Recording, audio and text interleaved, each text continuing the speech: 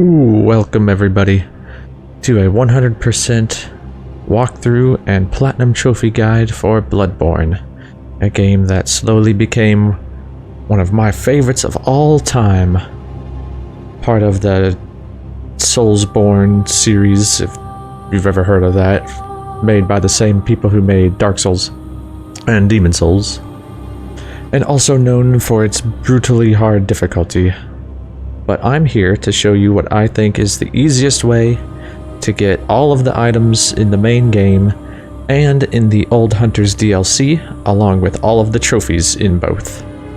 Now, some notes real quick. When I say all the items, there is a section of the game known as Chalice Dungeons, which I'll get to later. But there are a slew of items in the Chalice Dungeons that are not required for the Platinum Trophy, so we won't be getting all of those, but in the main game and in the DLC, I'll be showing you where all the items are, and how to get all the trophies.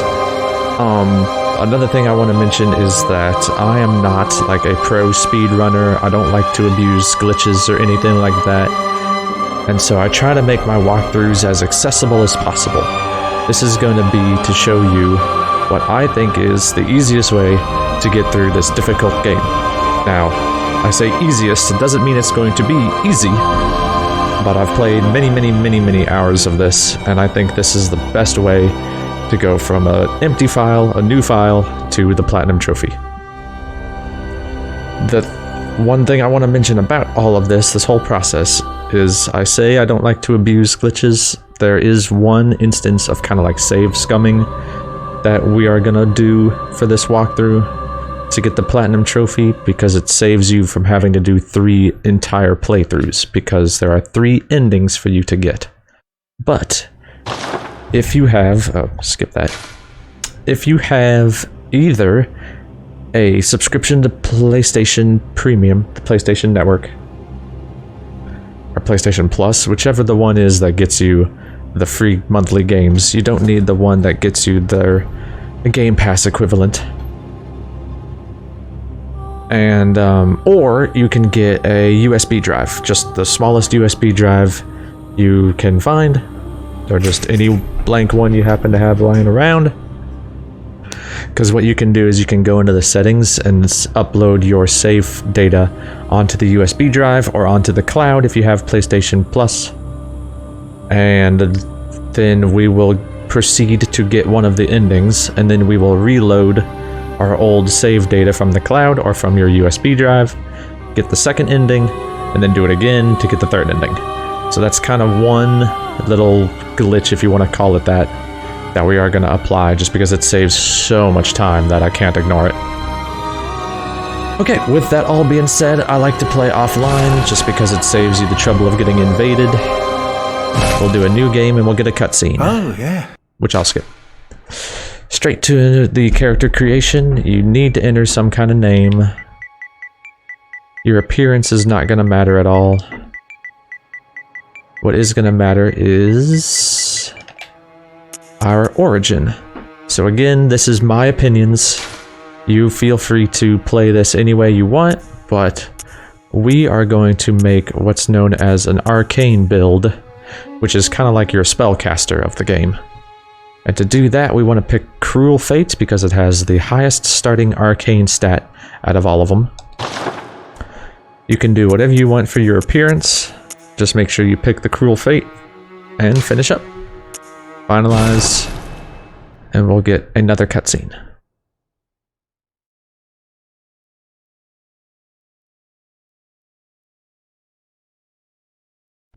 Good. All signed and... After that cutscene, we wake up in Iosefka's clinic. Slowly get up off the gurney, and feel free to wander around. Take a look at this note if you want some lore. There's a locked door over here.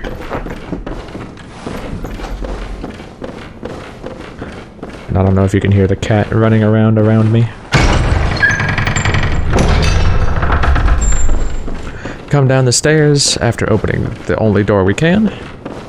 You get these little messengers that teach you the controls.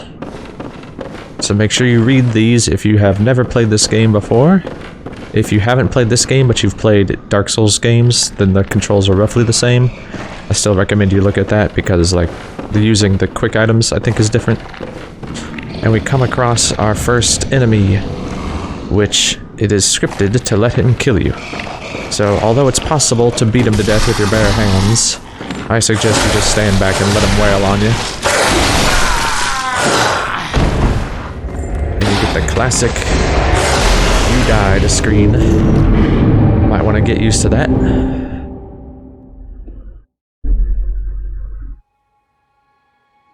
And we get another cutscene. And wake up in the Hunter's Dream. This is like our hub area for the game. You've got a shop over here we're going to use a lot. You have an abandoned doll, which is going to end up acting as our leveling up method. You've got these tombstones, which is how you get back into the regular areas. And you got these messengers giving you your starting weapon. So now I get to talk about our arcane build is strictly centered around elemental damage. There are 3 types of elements in the game. There's fire, there's bolt, and there's arcane damage. And every enemy has a weakness to one of those. One or more, really. And that's what makes this so much easier. I learned that if you go as an arcane build, you can just tear through most of the game using elemental weaknesses, as long as you take the time to find out who is weak to what, which I have included at the bottom of a Google Doc that I will be adding in the description to each of these videos, so feel free to peruse around to those. They're just my notes for this whole process. Some of the things in that Google Doc are not going to apply to this walkthrough. They apply if you're trying to farm certain items. They're called blood gems, so the whole section that says blood gems in that Google Doc is not going to be relevant to getting the platinum trophy. Everything else in there is useful information though, and at the very bottom I think is the list of weaknesses, although I don't think it includes the DLC enemies, so I'll have to update those when I get the chance. But for now, we want to pick the saw cleaver. It's the weapon that we're going to be using for the majority of the game, to be honest, and some can argue is the best weapon in the whole game. So make sure you get that and equip it. It's like all weapons in this game has 2 modes. You've got this short blade version, and if you hit L1, it can transform into a longer version that has kind of a slower attack speed. We're almost never going to use this transformed method. Instead, we will be sticking to this because this, you can kind of see, is serrated on the edge, which means it's strong against beasts. Again, take a look at my weakness list for what counts as beasts. Then we'll come up here and get our firearm, and there's a lot of debate between which one of these is best. For beginners, I suggest the Hunter Blunderbuss. It's slightly different timing than the pistol. The pistol is a little more precise, meaning there's no delay from when you hit the trigger to when you actually fire, whereas the Hunter's Blunderbuss, there's a very small delay. And there's a slightly longer cooldown from after you shoot to when you can start moving again when you use the blunderbuss versus the pistol. But the blunderbuss has a wider spread, and so you don't have to be as accurate, which is why I like it for beginners. This lets you do something known as gun parrying, which I'll get into when it appears, and then come up here to get the notebook. This door is locked. We're never going to use the notebook. It lets us leave messages to other people online, but we're not doing that, so. With those in hand, awaken at the first floor sick room.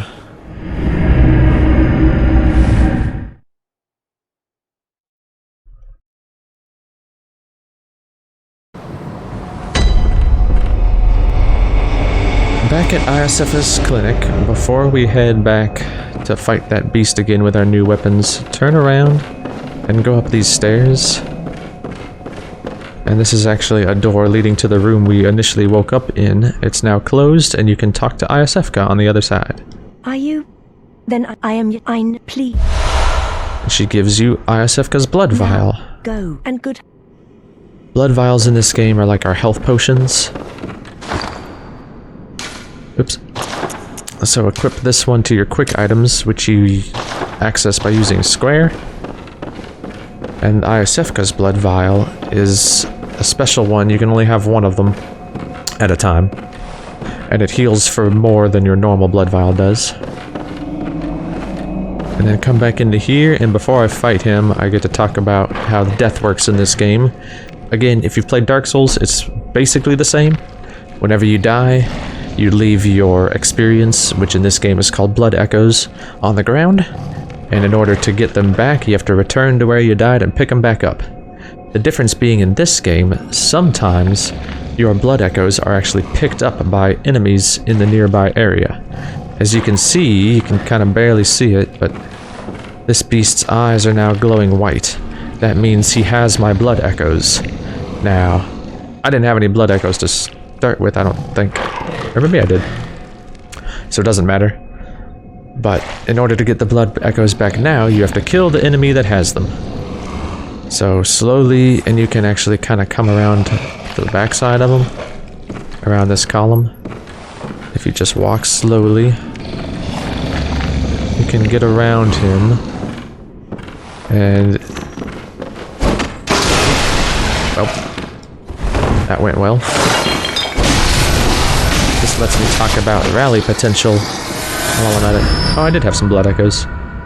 So you might have noticed that when I got hit right there, my health bar went down, but there was a little orange bar left in its place. That means if I hit an enemy quickly after I get hit, I actually get some of my health back, up to wherever that orange bar ends.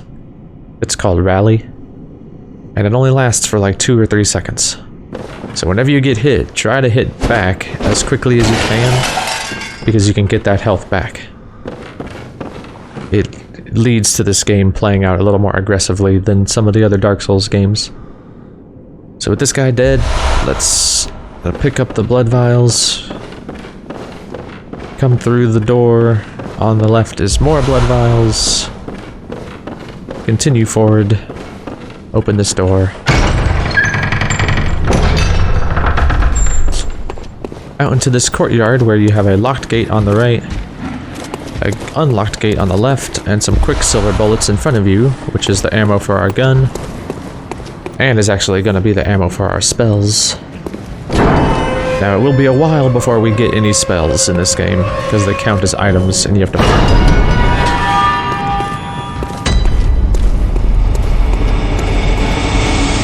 them. So, into Central Yharnam, come straight down these stairs, and we get some more blood vials.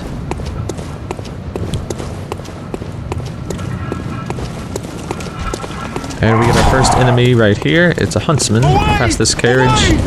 Just keep your distance, and really, because the saw cleaver can stagger people. So, like, it's best to just rush in and start whacking.